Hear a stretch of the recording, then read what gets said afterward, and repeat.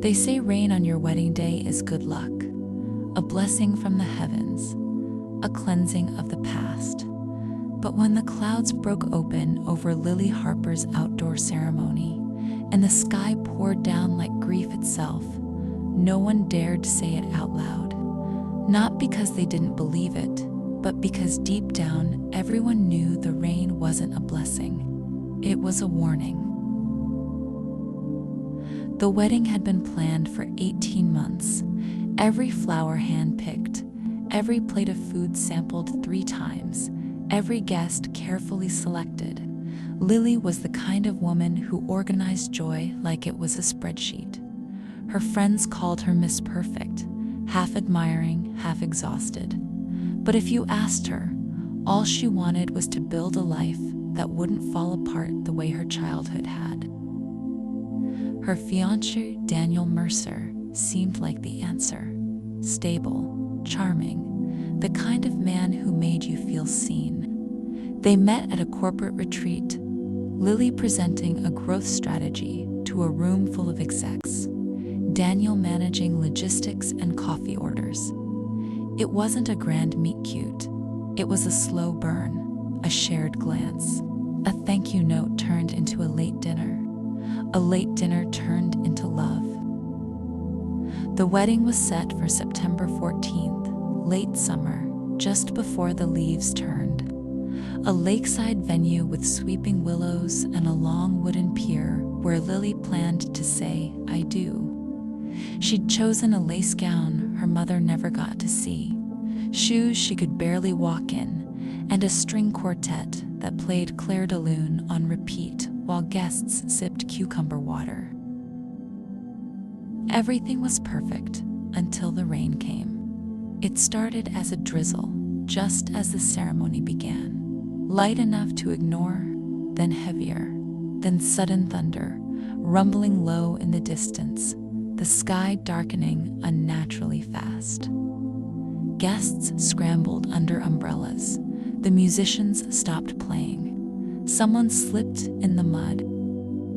Lily stood there, soaked, veil clinging to her shoulders, mascara trailing down her cheek like the ink of a forgotten letter.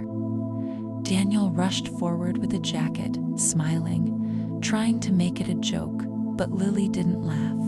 She didn't even blink. She whispered, "He's here, isn't he?" Daniel froze. The crowd didn't hear it. They only saw a bride, trembling, whispering something no one could make out.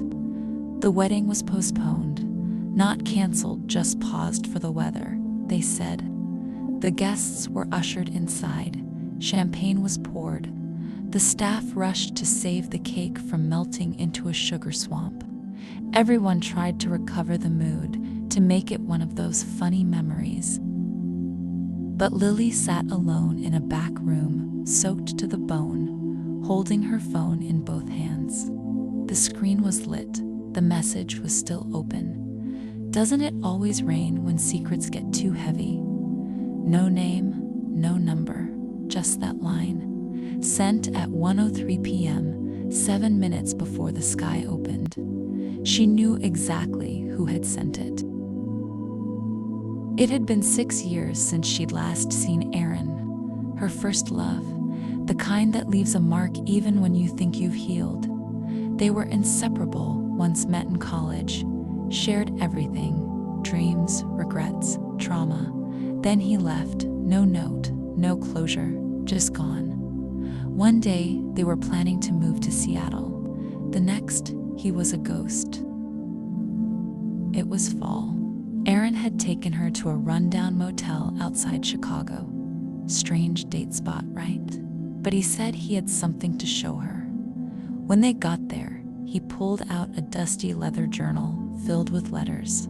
Hundreds of them, some addressed to his father, some to a sister Lily never knew existed, some to her.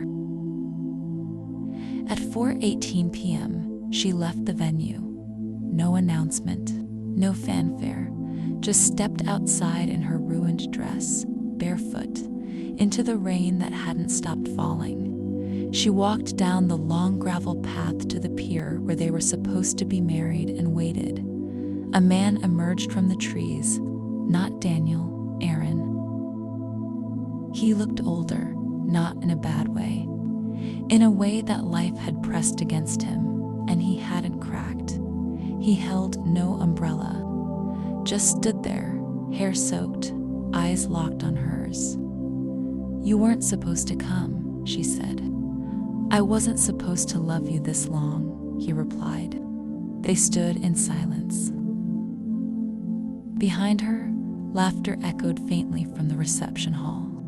The sound of music trying too hard, of people pretending the rain didn't mean anything, of a man she was supposed to marry, waiting with a glass of champagne and a practiced smile.